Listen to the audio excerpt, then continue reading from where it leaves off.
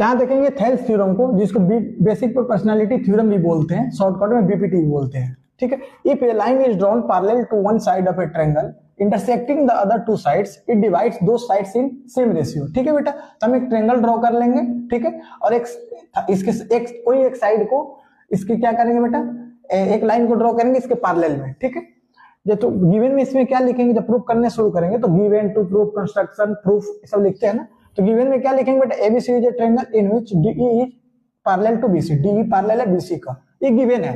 ठीक है, to proof में क्या होगा बेटा, सेम रेशियो में डिवाइड कर रहा है साइड को, AD by DB equal to AE by EC. ठीक है, तो कंस्ट्रक्शन क्या क्या करना होता है, बहुत इंपॉर्टेंट चीज है।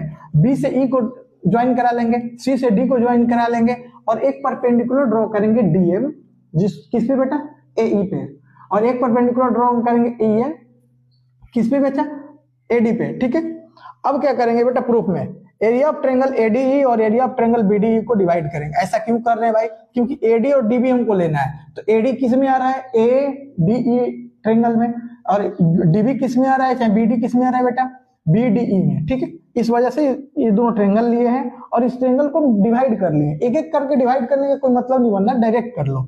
ठीक है, तो कौन सा फॉर्मूला यूज करेंगे एरिया निकालने के लिए बेटा, 1/2 बेस इंटू हाइट। ठीक है, दोनों फॉर्मूला लिख लिए, और 1/2 एडी में बेस क्या है, एडी में बेस क्या है, बेस है एडी। ठीक है, 1/2 बेस इंटू हाइट, हाइट क्या है बेटा, ईएन है। ठीक है, अब ये बीडी देखो, बीडी को ध्यान से समझना, बीडीई जो है बेटा ये ऑब्ट्यूज एंगल ट्रायंगल है, इसका जो हाइट होता है वो बाहर होता है, आउटसाइड होता है, तो 1/2 इसका बेस क्या होगा, बीडीई का बेस क्या है, बीडी, और हाइट क्या है बेटा, बाहर में ईएन। ठीक है, ईएन हो गया।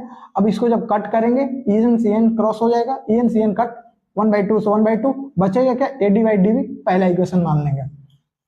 सिमिलर वैसे ही करेंगे, उस साइड से देखेंगे तो एडी ट्रायंगल में आएंगे, फिर एक ट्रायंगल बनेगा सीईडी। ठीक है, सीईडी एक ट्रायंगल बनेगा, वही फॉर्मूला 1/2 बेस इंटू हाइट लगाएंगे, 1/2 एडी में, इस साइड से एडी को देखेंगे तो बेस क्या हो जाएगा बेटा, एई हो जाएगा, एई इंटू हाइट क्या हो जाएगा बेटा इसका, डीएम हो जाएगा। ठीक है, तो डीएम हो गया, बाई में 1/2, जब ये भी ऑब्ट्यूज एंगल ट्रायंगल है सीईडी, तो इसमें क्या होगा, बेस सी और ई, और हाइट क्या हो जाएगा इसका, डीएम।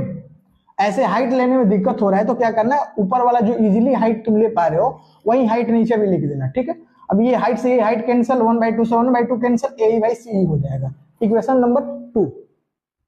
जैसे कि हम 9th क्लास में पढ़े थे, थ्योरम पढ़े थे कि अगर कोई भी दो ट्रायंगल सेम पैरेलल के बीच में, जैसे कि डी पैरेलल बीसी है, इस पैरेलल के बीच में बेटा दो ट्रायंगल है, बीडीई और सीईडी। अगर हम पढ़े थे थ्योरम, क्या पढ़े थे 9th क्लास में, कि अगर दो पैरेलल के बीच में दो ट्रायंगल हो